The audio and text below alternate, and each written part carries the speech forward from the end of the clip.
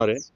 कारण आपण वेगवेगळ्या शेतमालाच्या माध्यमातनं जी काही कचरा ज्याला म्हणता येऊ शकतो किंवा जे काही अवशेष आहेत, कृषीचे अवशेष आहेत, ते याच्यामध्ये वापरले जातात. त्याच्याच बरोबरीने समजा आपल्याला माहिती आहे की आपण कांदा चाळीत ठेवतो. तो कांदा बऱ्यापैकी 20-30% कुजतो. तर तो कुजलेला कांदा देखील इथे वापरता येतो.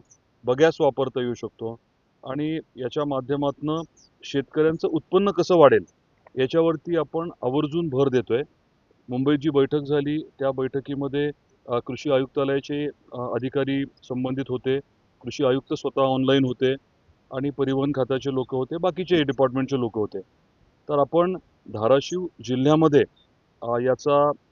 या प्रकल्पाचा मी परत रिपीट करतो. मी धाराशिव जिल्ह्यामध्ये हा प्रकल्प कार्यान्वित व्हावा याच्या अनुषंगाने देखील पाठपुरावा करतोय.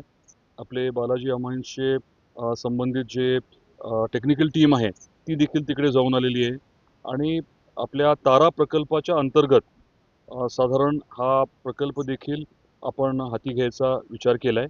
याच्यामध्ये मूळतः कच्चं तेल बनवलं जातं, क्रूड ऑइल. क्रूड ऑइल जे आहे ते मी सांगितल्याप्रमाणे जे कृषीचे अवशेष आहेत किंवा कुजलेला जो काही शेतीचा माल असेल, फळं असतील, भाजीपाला असेल, हे सगळंच इथे वापरणं शक्य आहे. बगॅस वापरणं शक्य आहे आणि याच्यापासून क्रूड ऑइल बनवलं जातं. या रिन्युएबल क्रूड ऑइलपासून मग डिझेल बनवता येतं, पेट्रोल बनवता येतं, अगदी एव्हिएशन फ्युएल देखील बनवता येतं, बायोसिलिका बनवता येतं, हायड्रोजन आहे. तर ह्या सर्व बाबी याचा विचार करून हे सर्व व्हर्टिकल त्याचं उत्पादन आपल्या जिल्ह्यात व्हावं, तारा प्रकल्पाच्या अंतर्गत व्हावं यासाठी देखील आपले प्रयत्न चालले आहेत आणि आपल्या सर्वांच्या सहकार्याने मला खात्री आहे की धाराशिव जिल्ह्यामध्ये हा प्रकल्प लवकरच सुरू होईल. 4 जिल्ह्याची आपण साधारण गरज जी आहे ती लक्षात घेऊन काम करायचं ठरवलं आहे.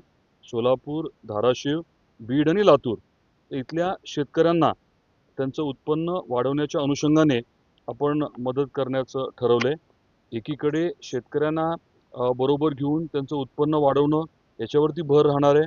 दुसरीकडे तांत्रिकदृष्ट्या हे डिझेल किंवा बाकीचं इंधन जे बनवलं जाईल ते आत्ताच्या प्रचलित दरापेक्षा किमान एक 15% तरी स्वस्त राहील याच्यावरती देखील निश्चितपणे भर राहणार आहे आणि धोरणात्मक याच्या बाबतीतले चा विचार आता चालू आहे. राज्य सरकारच्या स्तरावरती आणि केंद्र सरकारच्या स्तरावरती योग्य धोरण निर्गमित व्हावं आणि त्या धोरणाच्या माध्यमातून प्रकल्पाला आणि पर्यायाने जनतेला, खास करून शेतकऱ्यांना न्याय मिळावा या अनुषंगाने आम्ही सर्वजण मिळून प्रयत्न करतोय. आपण डिझेल गाडीमध्ये घ्यायच्या आधी का गाडी घ्यायची?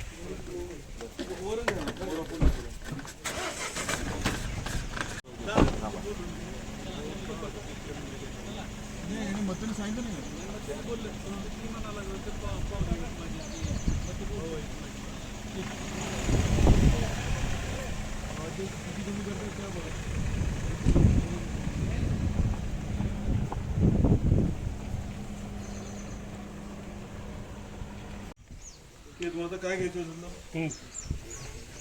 काय हे डिझेल टाकताना ह्याच्यात उभा राहतो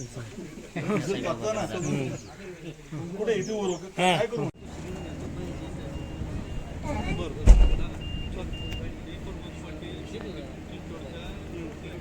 कोपऱ्यात थांबलं का कुठं कोपऱ्यात येते घेतात बरोबर चालू झालं जाऊन थांबा पूर्ण घेता येते चालतंय ट्रान्सलेट करा म्हणून तुम्हीच करा इंग्लिश लिओ बाईट आणि त्यांनी इंग्लिशमध्ये विचारायचं नाही हे सगळं बोललं तुम्हाला ते थोडं व्यवस्थित फाटलेलं जाऊ असं चालतंय काय अडचण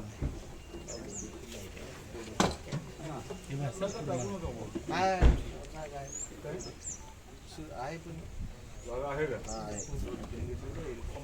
टाकून काय सुरू आहे हा सुरू आहे झालं सुरू